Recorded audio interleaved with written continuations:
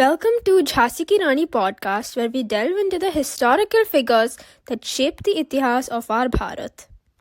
In today's episode, we will explore the legendary Chhatrapati Shivaji Maharaj, a figure who is looked upon as and is considered the equivalent of the Aradhya Daivat in Maharashtra, which means the most revered personality. Shivaji Maharaj was the founder of the Maratha Empire in the western region of Bharat. This empire played a crucial role in the ending of the Mughal rule.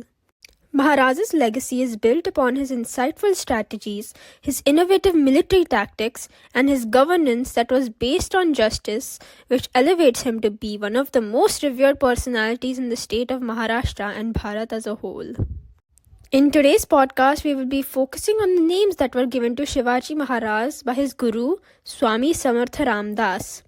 The first one being Srimanta Yogi, which symbolizes a disciplined and devoted ascetic, and the second one being Janata Raja, which represents a king who is intelligent as well as wise.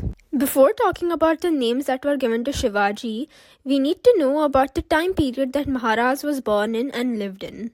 In the 17th century, a large portion of present-day Maharashtra was under the tyrannical rule of the Nizam Shahi and Adil Shah of Bijapur. People had to endure many atrocities, and Hindus specifically were targeted for their faith. Hindu women were always in the constant danger at the hands of the Islamic rulers. Hindu places of worship were desecrated and destroyed. Shivaji Maharaj was born into this kind of tumultuous time when Bharat Bhumi was crying out for a son of her soil to come and help her. Shivaji Maharaj was the bulwark that stood up to the rampaging Mughal armies who dreamt of ruling all over Bharat. If it wasn't for Shivaji Maharaj, the whole of Bharat would have been converted to Islam. Shivaji Maharaj not only dreamt of, but actually strived to achieve and finally did establish Hindavi Swarajya when he was crowned Chhatrapati in 1674. Now let's talk about the title bestowed upon him by Swami Ramdas, Srimanta Yogi. Srimant translates to wealth and prosperity, and Yogi means one who is spiritually knowledgeable and also one who is proficient in the practice of yoga. In bestowing this title, Swami Ramdas highlights Shivaji Maharaj's ability to maintain a fine balance between material wealth and spiritual depth. Shivaji Maharaj was committed to his spiritual practices and incorporated the qualities of a true yogi in his life, as he was a king while maintaining the detachment of material possessions. In modern times, rarely have we seen royalty, leave alone kings, whose conduct was fully above reproach. Maharaj was an exception to this.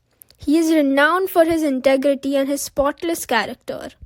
In stark contrast to the way women were treated by the Mughal kings and aristocrats, Maharaj accorded the highest respect to women and gave them utmost dignity even if they belonged to the enemy camps.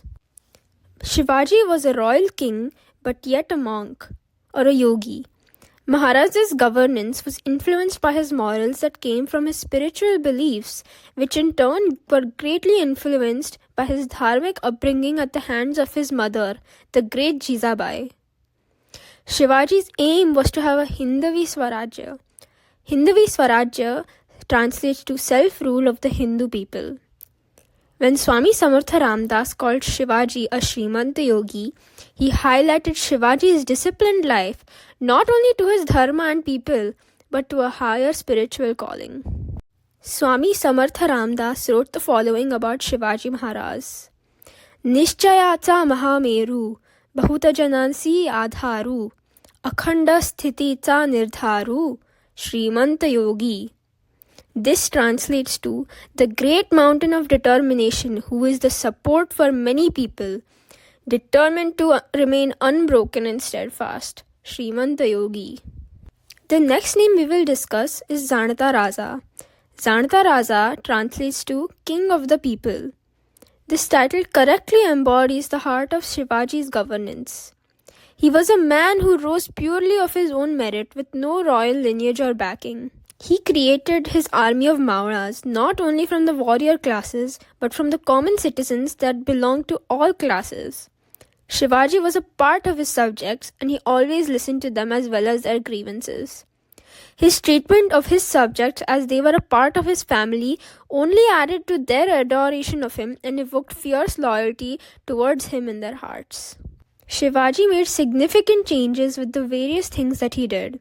Maharaj was particular about his judicial reforms. He believed that justice was something that everybody should have access to and not only those who are powerful.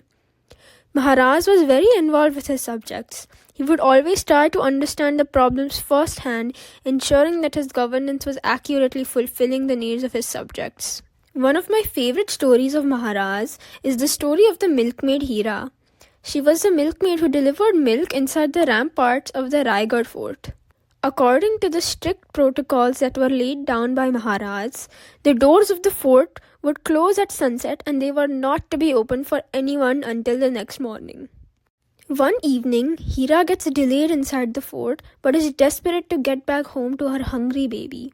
So she scales down the dangerous hillside in the dead of the night to get home. The next morning, when she arrives as usual, the Maura is surprised to see Hira and takes her to Maharaj. When Maharaj hears her story, instead of punishing her for violating the protocols, he praises her bravery and thanks her for highlighting the unknown weakness of the Raigad fort. He eventually has a wall constructed at the unprotected drop and names it in her honor as Hirakani Bhuruj, which still exists to this day. These very approaches were what made Maharaj the legendary king that he was and what made him known to be the king of the people or the Janata Raja. Not only did Shivaji focus on his rule, but guided people to lead a progressive civil rule with the help of well-structured organizations. Maharaj had the foresight to not only establish administrative protocols that would work in the present, but that would be self-sustaining after his lifetime. Something that I noticed and found really interesting was that in pictures and sculptures, he is depicted with his head always tilted up to the sky, while his feet are always firmly on the ground. This shows how beautifully he combined the ambitious and dreamer aspect of his personality with practical, firmly grounded sensibilities. To wrap this up, these titles Srimanta Yogi and Janata Raja were not merely just honors. They were Shivaji's identity, and they were the recognition of Maharaj's legendary approach to his governance. Through these titles, we can see a confident leader who was well ahead of his time. Maharaj truly embodied the spirit of a governance that was of, for, and by the people. Thank you for joining me on today's journey into the legacy of Chhatrapati Shivaji Maharaj.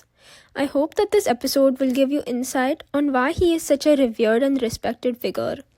If it wasn't for Shivaji, you may not have been born into the kind of world that it is today. Until then, this is Jhansi Rani signing off. Stay curious and follow your dharma.